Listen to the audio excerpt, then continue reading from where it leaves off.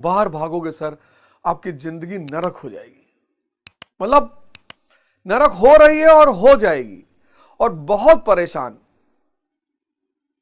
अकूत हो जाती। जब फल के बारे में सोचना, जब सोचना नहीं कि आईएएस बन जाएंगे, मंत्री बन जाएंगे, विधायक बन जाएंगे, सांसद बन जाएंगे, पूंजीपति बन, जब ये फल सोचना ही नहीं, तो इच्छा खत्म हो गई। इच्छा खत्म हो गई तो आप मुक्त हो गए। आनंद ही निर्दोष अमृत में परम पद है। आनंद निर्दोष, बिना किसी दोष के, अमृत में परम पद।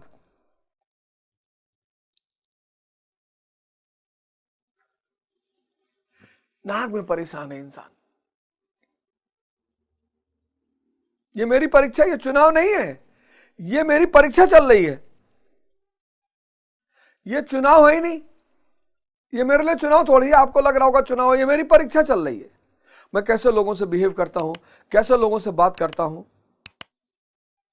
हर व्यक्ति को हाथ जोड़ना, अहंकार मिट गया, खत्म।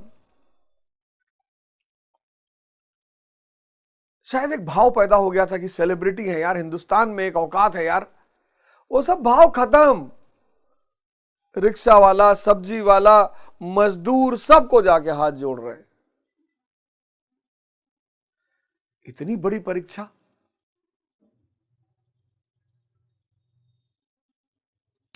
अमृत में परम पद, निर्दोष अमृत में परम पद, कोई दोष नहीं, दोष विहीन। आप ये जान लो कि जहां भी आपका ध्यान फल पर है, जहां भी, निष्काम कर्म एक बड़ा प्यारा सिद्धांत है, थ्योरी ऑफ कॉसेशन। इसीलिए मैं बुद्ध और कृष्ण को एकदम अगल बगल मानता हूं। कार्य कारण का सिद्धांत, शक्ति ले आओ, संसार सुनिश्चित है। यही तो है निष्काम कर्म।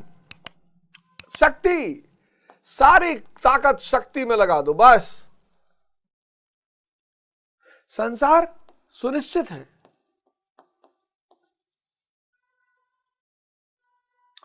अब जो संसार में तुमको चाहिए, जो उपयोग करना, उसको कर लो। अब दिल्ली से कलकत्ता जाना है, आपने कहा भैया हम सन्यासी हैं, हम तो पैदल जाएंगे भैया। ये मूर्खतापूर्ण बातें हैं। हवाई जहाज का उपयोग करना है ना, कर लो।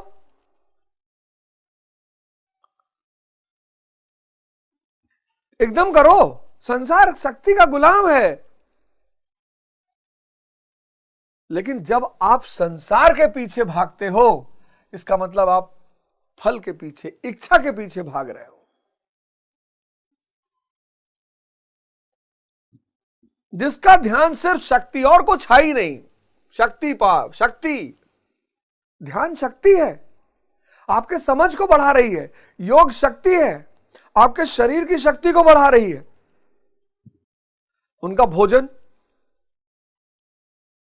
उनका आवास, उनका माया सेवा में लगी हुई है। माया सेवा में लगी हुई है। आप आते हो, आप देखते हो, आपको देखकर भी दिखाई नहीं पड़ता। अरे भैया ये तो गुरु भगवान है भैया, ये तो भैया सब थोड़ा ही है मेरे हो पाई भैया। सब कबीर दास जी हो गए, संत रविदास जी हो गए, गुरु नानक जी हो गए। नहीं भैया ये सब भैया पिछले जन्म का पुण्य प्रताप है भैया। लो, अपने कुल फिलॉसफी बताए हो। अब शक्ति के सृजन का जो आरंभिक चरण है वो बड़ा श्रम वाला है, आसान भी नहीं है। अब मैं स्टूडेंटों से कहता हूं, एक रोटी नमक तेल लगा के खा लो, बैठ के पढ़ो, नहीं तो पेटवा में दर्द होने लगता है। इस संसार में हरामखोरी के बदले कुछ नहीं मिलता।